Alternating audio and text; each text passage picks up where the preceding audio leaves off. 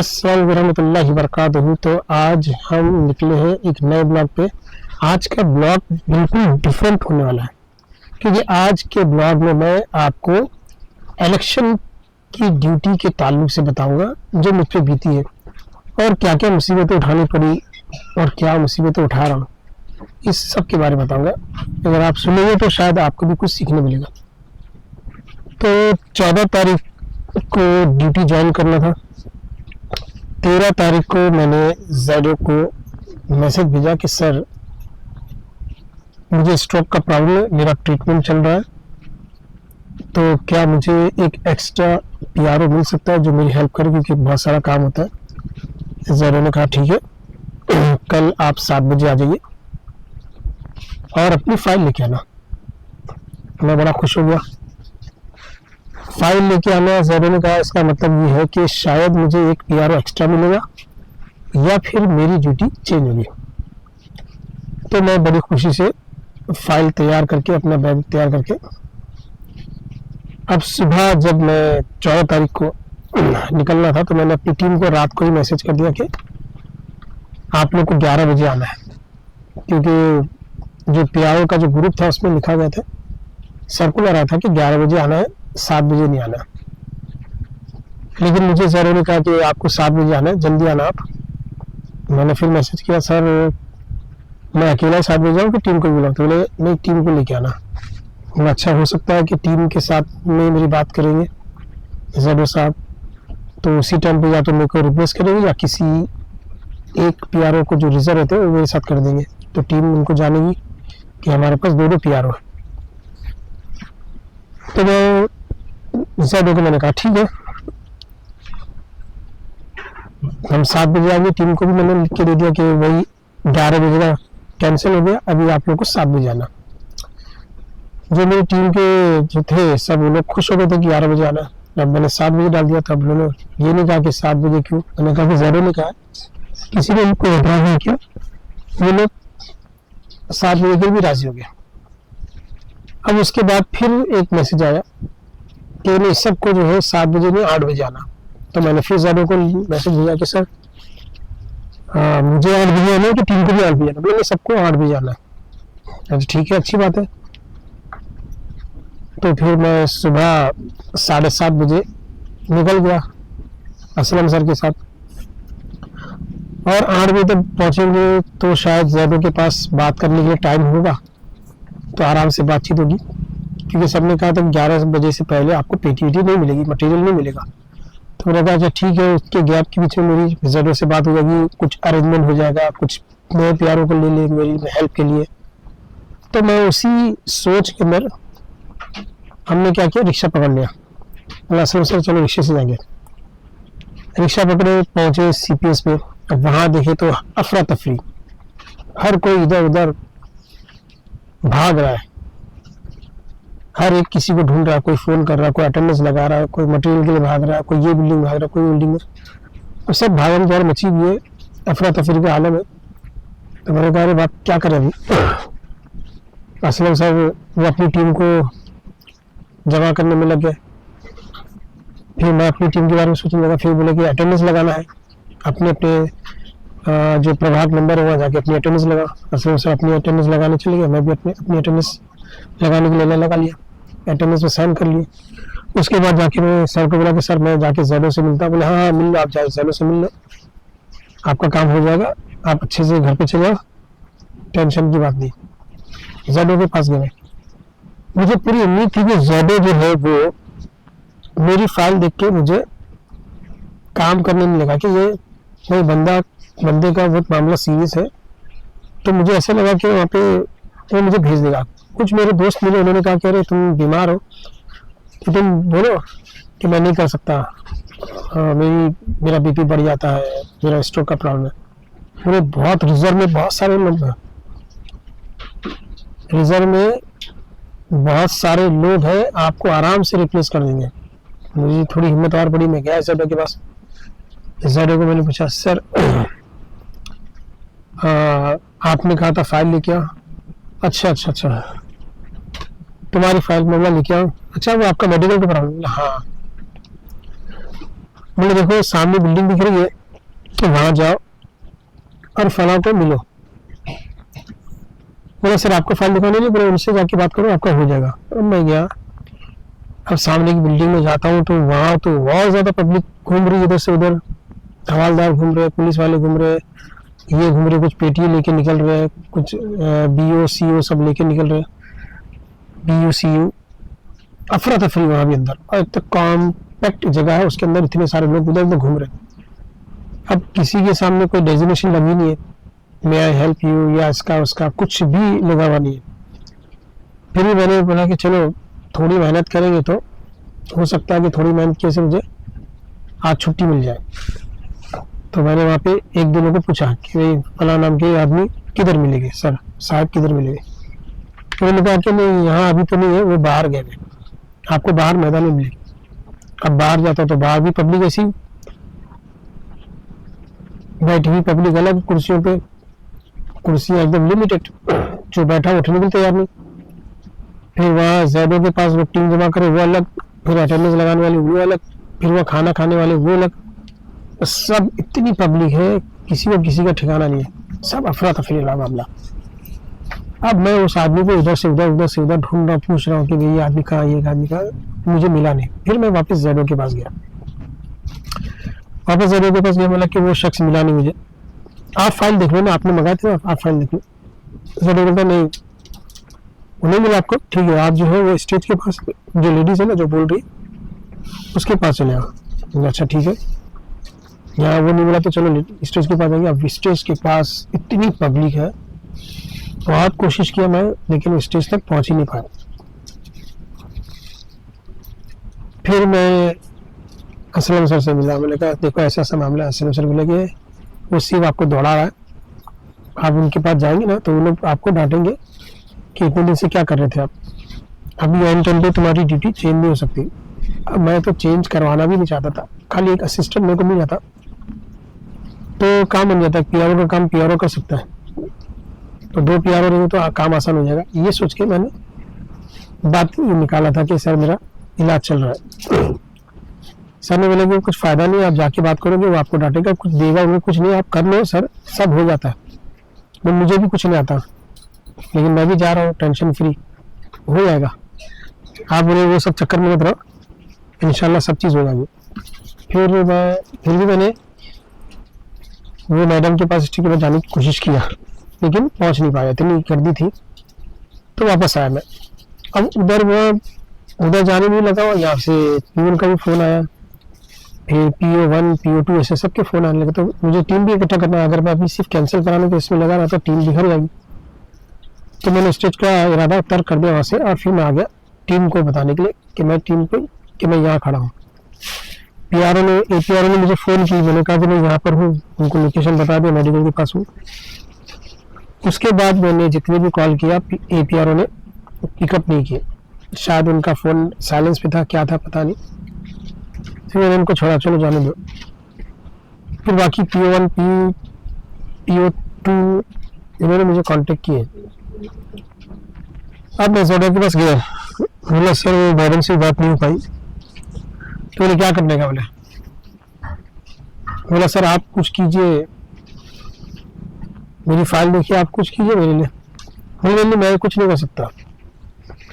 तो सर आपको फाइल मंगाए, नहीं मैं तुम्हारी कोई ड्यूटी चेंज नहीं कर सकता, ना कुछ का ऐड कर सकता हूँ, मेरा काम है टीम पूरी करना और उसको पोलिंग बूथ तक पहुँचाना, मेरे हाथ में कुछ नहीं है। तो जिस उम्मीद से मैं आया था वो पूरी उम्मीद पे पानी फिर गया। अगर मुझे मालूम होता कि ज़ैदो मेरी फाइल देखेगा तक नहीं, बैग में से निकालने तक नहीं दिया, सिर्फ नहीं देखेगा, तो मैं सच बता रहा हूँ कि मैं 8 बजे नहीं 11 बजे अपनी टीम को बुलाता और 11 बजे आते और आराम से अपनी जो इलेक्शन का जो मटेरियल वो आराम से लेते और 12:30 तक 1 बजे तक बस में हम लोग बैठ के पहुंच जाते। लेकिन ज़ैदो ने कहा कि भाई आपको आना है जल्दी फाइल लेकर। तब ये जुमले से आप क्या समझेंगे कि भाई फाइल के बारे में बात होगी, शायद मेरी ड्यूटी चेंज करने के बारे में होगी, या तो फिर एक एक्स्ट्रा आदमी देंगे रिजर्व वाला। लेकिन वहाँ जाने का सीन पूरा अलग। ज़ैदो ने फाइल देखने की सहमति तक नहीं की, मुझे फाइल बैग में से निकालने तक नहीं दिया। मैंने मैं नहीं देखने वाला, मेरे हाथ तो कुछ नहीं है।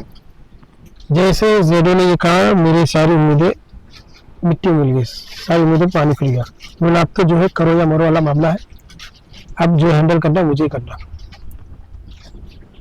फिर उसने पूछा कि भाई आप कर रहे हो ना, मैं आपका नाम कर दूं ना? मैंने हाँ सर, अभी क्या मेरे पास रास्ता कुछ नहीं है, जो जो आदमी का आपने जिस से मिलने बोले हुआ तो शख्स मिल ही नहीं रहा,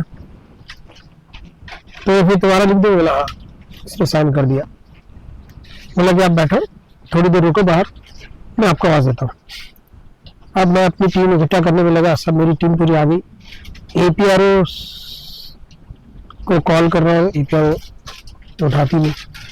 फिर कैसे तैसे एपीआरओ भी आ गई, सब आ गए। अभी हवालदार मैंने कांस्टेबल रह गई थी, कांस्टेबल को मैंने फ़ोन किया। कांस्टेबल जब आई तो नंबर मुझे बोला, तो मैंने फ़ोन किया तो बोले हाँ मैं सर आई हूँ, अटेंडेंस लगा रही हूँ। आप किधर है?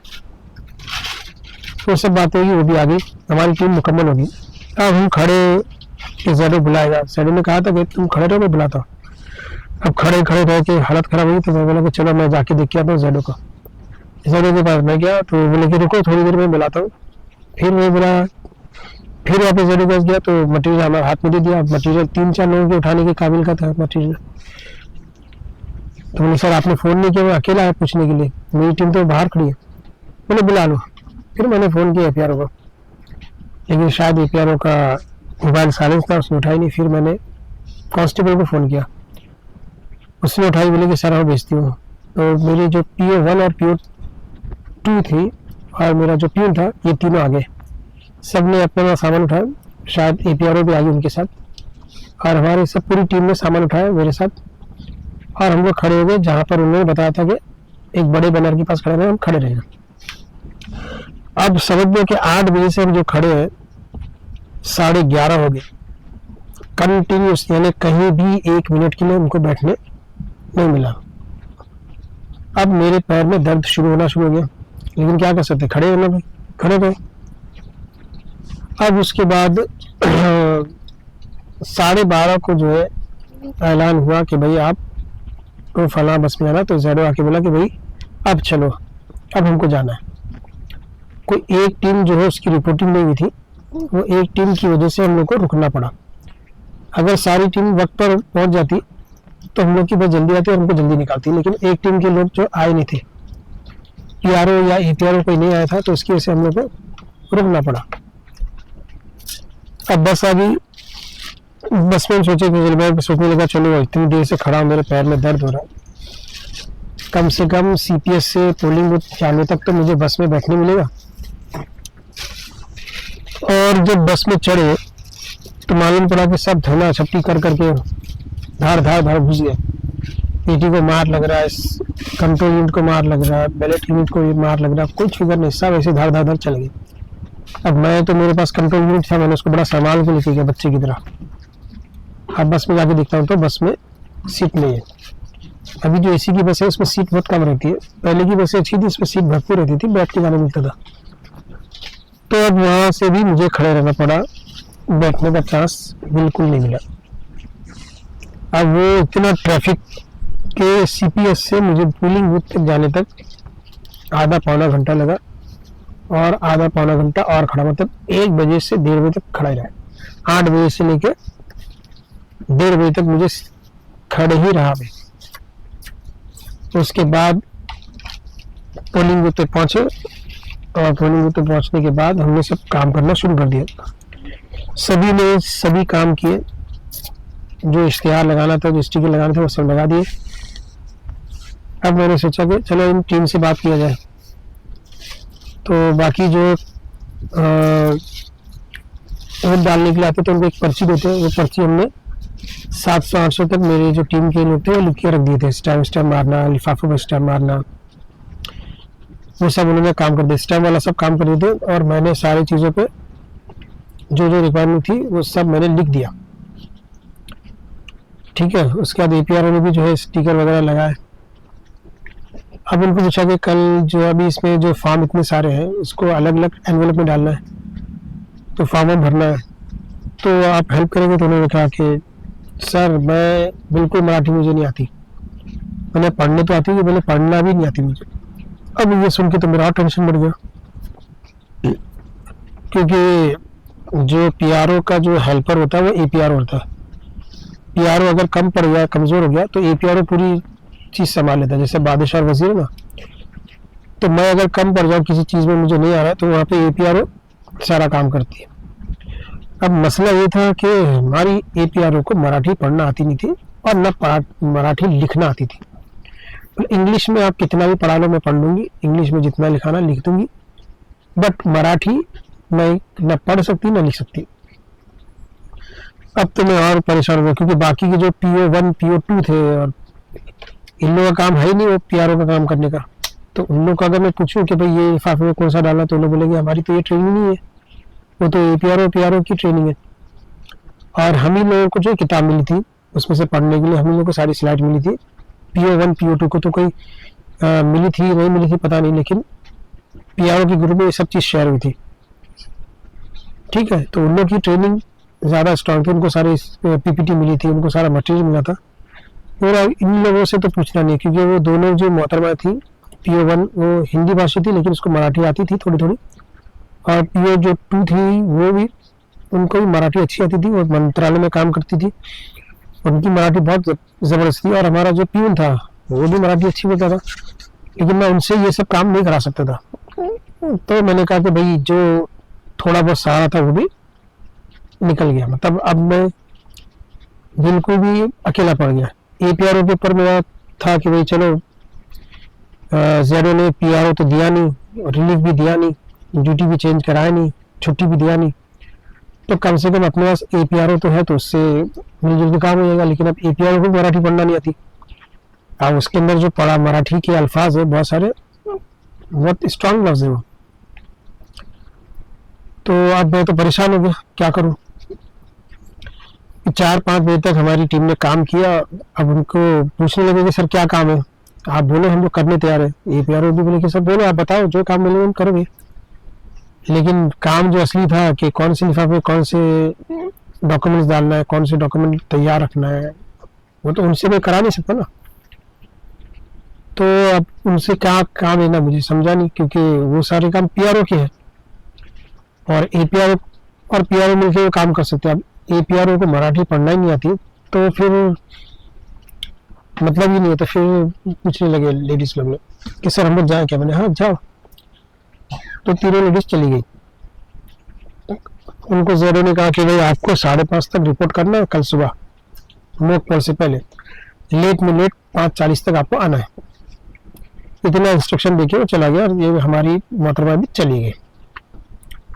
अब मैं अकेला बैठा हूँ, प्यून अपना फोन पे लगा हुआ है, प्यून अपना काम कर रहा है, उसको तो कुछ देना नहीं काम, उनको उसको जो काम बताया वो करता है।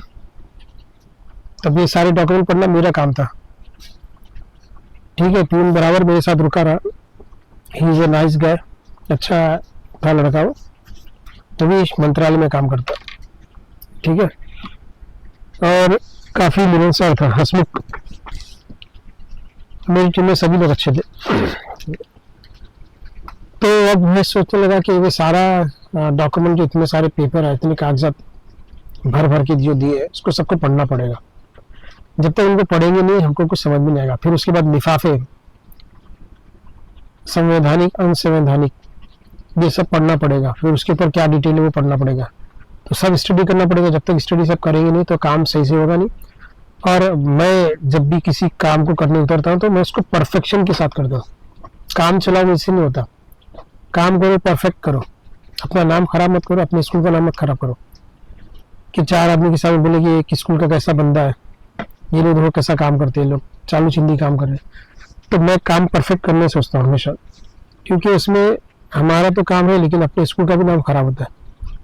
तो मैं ऐसा कोई दाग लगाना नहीं चाहता था, कि कोई ऐसी गलती नहीं करना चाहता था कि जिसमें मेरा नाम तो खराब हो लेकिन स्कूल का भी नाम खराब हो। और क्योंकि ये गवर्नमेंट का काम है, इसमें गलती नहीं होना चाहिए, तो मुझे उस बहुत ज़्यादा जो है स्टडी करना था। तो मैंने पढ़ना शुरू कर दिया। पढ़ते पढ़ते मैं एक जगह पर रुक गया। वहाँ पर जो पीआरओ की डायरी है उसके अंदर 3-4 चीज़ें मेरे समझ में नहीं आ रही थी। तो अब मैं सोचने लगा कि भाई मैं किसको कांटेक्ट करूं। तो फिर मैंने अपने स्टाफ में से किसी को फ़ोन किया एक बार किया, 2 बार किया, बंदे ने नहीं उठाया। तो फिर मैंने कहा कि अब तीसरी बार नहीं करूँगा मैं, क्योंकि वो बंदा भी जो है उसको भी ड्यूटी लगी, हो सकता है वो किसी परेशानी में हो। तो मैंने कहा चलो ये एक आसरा था, तो उनसे पूछना था, लेकिन अब वो बंदे भी हो सकता है अपनी ड्यूटी में बिजी है। तो मैंने चलो चलो ठीक है, कोई बात नहीं। फिर मैंने मेरे दूसरे करीबी दोस्त को, जो मेरे साथ डीएट कर चुका, क्योंकि उस शख्स ने और उसके एक साथी ने, दोनों जो है, उन्होंने मुझसे वादा किया था, कहा था कि भाई आपको जरूरत पड़ेगी ना तो हम लोग एक रात पहले आके 14 तारीख को रात में आके हम तुम्हारा काम कर देंगे, सारे फॉर्म भर देंगे। कुछ नहीं बोले, हम लोग के लिए तो कुछ नहीं है, हम लोग तो ये काम कर चुके हैं, एक्सपर्ट है। अब मैं पीआरओ की ड्यूटी पहली बार लिया था, तो मुझे ज़्यादा आइडिया नहीं था। एपीआरओ की ड्यूटी कर चुका था, पीओ1 की ड्यूटी कर चुका था, एक बार रिजर्व में ड्यूटी कर चुका था मैं, लेकिन पीआरओ की ड्यूटी नहीं किया था। अब मैं, वो दोनों जो बंदे ने मुझे वादा किए थे कि सर घबराना मत, हम लोग आपका एक ही रात पहले आके काम कर देंगे। उसमें से एक बंदे को मैंने फ़ोन किया, अब वो बंदे ने फ़ोन उठाया, मैसेज किया मैंने, फ़ोन नहीं किया। मैं मोस्टली मैसेज करता हूँ, फ़ोन नहीं करता, ये सब लोग बिजी रहते हैं तो कोई नहीं उठाता है। तो मैसेज किया मैंने। अब मैसेज करने के बाद वो बंदे ने फ़ोन किया, बोला चलो इसने फ़ोन किया। मैंने कहा कि आ सकते हो क्या? मैंने कहाँ ड्यूटी लगी, एड्रेस मैंने सब बता दिया, सब समझा दिया। अब वो मुझे बातें बताने लगा कि भाई ऐसा है वैसा है, और ईस्ट वेस्ट वगैरह कन्फ्यूज़न था उसको, मेरे फ्रेंड को, वो कन्फ्यूज़न पे कन्फ्यूज़न था। लेकिन फिर बात ख़त्म होते थे ये बात हुई कि मैं बोले रात को आऊँगा और सब काम करें। बोला हाँ बिल्कुल, अगर एक राउंड तू लगा लेगा और मुझे समझा देगा, शॉर्टिंग कर देगा कि भाई ये इसमें है, ये इसमें है, ये इसमें, तो काम आसान हो जाएगा, मेरी टेंशन खत्म हो जाएगा। 11:30 हो गए, बंदा आया नहीं। लेकिन मैंने मैसेज दिया था, तो उस मैसेज का उसने जो जो जगह पे अटका था उसका जवाब दे दिया, लेकिन बंदा आया नहीं। और मैं जो 1:30 बजे से 2 बजे से जो मैं पढ़ने बैठा हूँ, मुझे पढ़ते पढ़ते डॉक्यूमेंट 11 बज गए। ठीक है, जब 9:30 बजे, तो उस वक्त मेरी आंखें एकदम, मुझे कुछ भी दिख नहीं रहा था, धुंधला धुंधला। अब धुंधला धुंधला दिखने के लिए बहुत गौर करके देख रहा हूँ, आंखें साफ कर रहा हूँ, पढ़ने की कोशिश कर रहा हूँ, लेकिन मुझे पढ़ा नहीं आ रहा। तो मैंने क्या किया, मेरी वाइफ को मैसेज किया कि मुझे कुछ दिख नहीं रहा है, मैंने चश्मा भी घर पे छोड़ गया है, एक काम करो चश्मा भेज दो। मेरी वाइफ ने जल्दी से मेरे बेटे को भेजी, वो 10 बजे तक आया, उसने आके मुझे चश्मा दे दिया, वो चला गया। अब वो चश्मा पहन के जब मैं काम करने लगा, तो आधा घंटे 11 बजे तक मैं उसको चश्मे से पढ़ता रहा, लेकिन उसके बाद भी मेरी आंखें धुंधली होने लगी, चश्मे को लगाने के बाद भी धुंधली लगने लगी। फिर भी कोशिश करके देखा, तो मैं 11:30 तक वैसे मैंने खींचा, लेकिन एकदम बिल्कुल धुंधला धुंधला, चश्मा पहनने के धुंधला होने लगा। तो मैं अब नहीं देख सकता मैं, तो मेरी आंखें क्या होगी कि पता नहीं, कुछ खराब होगी क्या होगी। तो मुझे लगा अभी सो जाना चाहिए, फिर मैं सो गया। सुबह उठने के बाद फिर मॉकपल वगैरह सब हुआ, टीम ने काम किया। जो जेडो का जो असिस्टेंट था, बहुत बेहतरीन आदमी, उसने मेरी बहुत हेल्प की वाकई में, और मेरी टीम के लोग भी बहुत अच्छे थे, उन्होंने बहुत जम के काम किया। सिर्फ मसला ये था कि हमारी जो एपीआरओ थी उसको मराठी नहीं आती थी, अगर उसको मराठी आती तो काम और फास्ट हो जाता। लेकिन एपीआरओ एक बात मुझसे शेयर की थी कि सर आप, अच्छा हुआ कि आप आ गए। मैंने ऐसा क्यों? बोले कि सर मुझे जेडो ने कहा था कि अगर आप नहीं आए तो पीआरओ का काम सब मुझे करना पड़ेगा, और अगर ये सब काम मुझे करना पड़ता तो मुझे मराठी नहीं आती थी, क्या होता था मेरा। आप आगे, बहुत अच्छा हो गया। यानी जेडो को भी उम्मीद थी कि अगर मैं वो शख्स से मिल लेता जिस शख्स के पास उन्हें भेजा था, तो जेडो को भी उम्मीद थी कि मेरे को छुट्टी मिल जाएगी, और अगर मुझे छुट्टी मिल जाती तो मेरा काम सारा एपीआर को करना पड़ता। लेकिन वो बंदा मिला नहीं, और वो लेडीज तक मैं पहुंच नहीं पाया, और मैंने कहा ये सब झंझट में टीम मेरी इधर बिखर जाएगी, तो मैंने कहा चलो आर या पार करेंगे। तो मेरे आने से एपीआरओ का फायदा हो गया, वरना मेरा काम उनको करना पड़ता। और उसको तो उर्दू, उसको मराठी आती नहीं। खैर टीम ने काम किया, सब हो गया। फिर हमने सब BU CU सब कंप्लीट हुए, CP तक पहुंचे। CPS में हमने जाके सब जमा कर दिया। लेकिन वो जो मैं खड़ा था 14 तारीख को 8 बजे से लेके 1:30 बजे तक, और उसके बाद जो फॉर्म की स्टडी करना शुरू किया था मैं 2 बजे से, 2 बजे से लेके 11:30 बजे तक, उस दौरान मेरा ब्लड प्रेशर हाई हो गया था। जो मुझे धुंधा दिख रहा था ना, वो ब्लड प्रेशर हाई होने की वजह से हो रहा था। सर में दर्द शुरू हो गया था। तो रात को सोते वक्त मैंने एक टैबलेट खा लिया। हालांकि वो टैबलेट मुझे नाश्ते के बाद खानी थी, लेकिन मेरे सर में हथौड़े पड़ने लगे और धुंधा दिखने लगा। तो फिर मुझे सुबह सुबह मुझे मॉकपुल लेना है, स्ट्रेस बढ़ रहा था, और अगर मैं गोली नहीं खाता तो मॉकपुल मेरा रह जाता था। तो रात में गोली खा के सो गया। तो वहां पर नींद कैसी आती है, नई जगह पे नींद भी नहीं आती। कुछ भजन कीर्तन भी चल रहा था, फिर कुछ रात में लफड़ा भी हुआ, उधर मसले भी हुए। खैर करके मैं 5 बजे उठ गया। लेकिन मेरा 5 बजे उठने के बाद भी जब पोलिंग शुरू हुई 7:30 बजे तक, नाश्ता वगैरह कुछ था नहीं, और मुझे फिर से मेरे सर में हथौड़े पड़ने लगे कि सुबह नाश्ते के साथ मुझे गोली खाना रहता है। अब नाश्ता ही नहीं आया तो मैं क्या खाऊं। अब मेरे सर में हथौड़े पड़ने लगे। मतलब अभी अगर स्ट्रेस बढ़ता गया, PP बढ़ता गया, तो कुछ भी हो सकता मेरे साथ। तो मैंने फिर एक गोली और निकाला और पानी के साथ ले लिया कि भाई कुछ तो गोली रहेगी तो अंदर मेरा ब्लड प्रेशर तो कम हो जाएगा, भले मुझे नाश्ता वगैरह नहीं मिला। तो पीने में आके फिर मुझे कुछ मखाना दे दिया, तो वो मैंने खा लिया 2-3 दाने। तो इस तरीके से जो स्ट्रेस का बहुत फेस किया मैंने, वो BP का जो था मसला। तो रात में भी गोली खाया मैंने, फिर नाश्ते के टाइम, मतलब नाश्ता तो मिला नहीं था लेकिन वो भी गोली खाया। तो उस तरह से मैंने BP कंट्रोल किया। लेकिन वो जो मैं CPS में जो खड़ा था ना, वो मैं आपको बताता हूँ, कंटिन्यू खड़े रहने की वजह से मेरा एक पैर, जो मेरा राइट वाला पैर है, वो बिल्कुल ऐसा हो गया कि उसको मैं फोल्ड नहीं कर सकता। अब टॉयलेट के लिए जाऊं, लैट्रिन के लिए जाऊं, मैं बैठ ही नहीं सकता, ऐसी मेरी पैर की हालत होगी। तो पोलिंग के दिन तो मुझे उतना तकलीफ नहीं, लेकिन पोलिंग के दूसरे दिन रात में मुझे बहुत तकलीफ मालूम पड़ी। दूसरे दिन और बढ़ गई वो तकलीफ। तो अब स्कूल भी जाना था, स्कूल की छुट्टी नहीं थी, अब क्या करूं, और पैर फोल्ड होने के तैयार नहीं। तो फिर मुझे सुबह उठने के बाद मैंने एक पेन किलर खाया, और फिर स्कूल से निकलने के टाइम एक पेन किलर खाया। तो पेन किलर खाने की वजह से स्कूल में मैं जा सका, और फिर जो पूरा फुल ड्यूटी किया, घर पे आ गया। घर पे आने के बाद मतलब कि 16 तारीख को पढ़ा के 17 तारीख को छुट्टी थी। 17 तारीख को पूरा दिन मैं घर पे पड़ा रहा। नमाज के लिए जाता था, लेकिन मेरे को बैठने जब मेरा वो तकलीफ।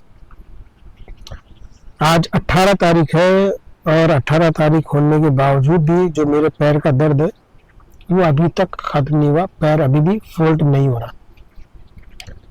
अगर ZO मेरी ड्यूटी चेंज करा देता तो ये जो पैर का मसला मेरे अभी आ रहा है, सब ड्यूटी हो गई, नेता लोग जीत गए, ZO बड़ा खुश कि भाई मैंने अपनी जिम्मेदारी निभा दिया। टीम भी खुश कि उनको भी पैसे मिल गए, उनका भी काम हो गया, सब अपने अपने पास, सब अपने अपने ठिकाने पे पहुंच गए। लेकिन जो तकलीफ है, जो मुसीबत है, वो झेल कौन रहा? मैं। इतना प्रेशर में काम किया मैंने, क्योंकि कोई गाइडेंस नहीं। ऊपर से जो इतने सारे लिफाफे, इतने सारे वो चीजें थी। बाद में जब एंड ऑफ द पोलिंग, तब मुझे पता चला, जो ZO का जो असिस्टेंट था उसने बताया कि बाकी सब की जरूरत कुछ कोई देखने वाला नहीं है, जो तुमको समझ में नहीं आता वो अन्य की जो थैली है, जो लिफाफा, बड़ा लिफाफा है, जो समझ में आ रहा उसमें डाल दो ज़ेडोने का असिस्टेंट ज़ेडो। सिर्फ हमको जो है एक अपनी जो बी यू और जो सी यू है वो सही रहना चाहिए काउंटिंग में, तुम्हारी स्लिप सही रहना चाहिए, तुम्हारी जो VM1 है वो सही रहना चाहिए, VM2 है वो सही रहना चाहिए, और EPR जो चिट्ठी जमा करती है वो सही रहना चाहिए उसकी काउंटिंग, और जो मशीन है उसकी काउंटिंग सही रहना चाहिए। 4 जगह काउंटिंग सही रहना चाहिए, ये सबसे मेन है ज़ेडो ने कहा। और दूसरी चीज़ है कि जो तुमने फॉर्म भरे हैं इसमें VM3 का फॉर्म, उसकी 5 कॉपी बनाना है, 2 कॉपी तुम्हारे जो एजेंट है उनको देना है, 1 कॉपी ऊपर रखो, मुझे देना है ज़ेडो को, और 3 कॉपी तुमको बड़े लिफाफे में डालना। ये देना ही देना है और यही चेक होता है। दूसरा तुम्हारा घोषणा पत्र, जिसपे प्रतिनिधि लोग की साइन रहती है। एक मोक पोल से मोक पोल होने के बाद, मोक पोल से पहले होता है, एक मोक पोल के बाद, और एक जो है चुनाव खत्म होने के बाद, ठीक है। वो जोड़ पत्र इसको कहते हैं 6A, 7 और 8। ये इसकी 3 कॉपी 4 कॉपी मतलब 5 कॉपी या 6 कॉपी बना के रखो, ये मेन है। VM3 की कॉपी बना के रखो 5-6, वो मेन है, और एक जोड़ पत्र मेन है, ठीक है। जोड़ पत्र 2 डालना है इसमें, और VM3 तो मैंने तो 5-6 बना दिया था, वो सब मैंने काम कर लिया। तब मुझे मालूम पड़ा कि ये तो बहुत, बाकी सब जो चीज़ें वो तो अलग अलग चीज़ में डालना है। तो ज़ेडो ने जो मेहनत किया उसके हिसाब से सारी शॉर्टिंग हो गई और काम हो गया। लेकिन फिर भी वो जो दर्द है पैरों का, और जो मैं जिस स्टेज से गुजरा हूँ, जब मैंने पूछने की कोशिश किया हल्के में अपने जिनसे मैं जानता था, जिन जिन्होंने वादा किया था, उन्होंने जब हेल्प नहीं की तो बहुत ज़्यादा स्ट्रेस से मैं उस वक्त गुजरा। खैर, तो आज की यही कहानी थी मेरी। ड्यूटी ख़त्म हो गई, सब हो गया है, लेकिन पैर का दर्द अभी भी है, और वो स्ट्रेस में कभी भूल नहीं सकता, वो PP की गोलियां भूल नहीं सकता। चलिए, मिलते हैं अगले व्लॉग में, तब तक के लिए अल्लाह हाफिज़।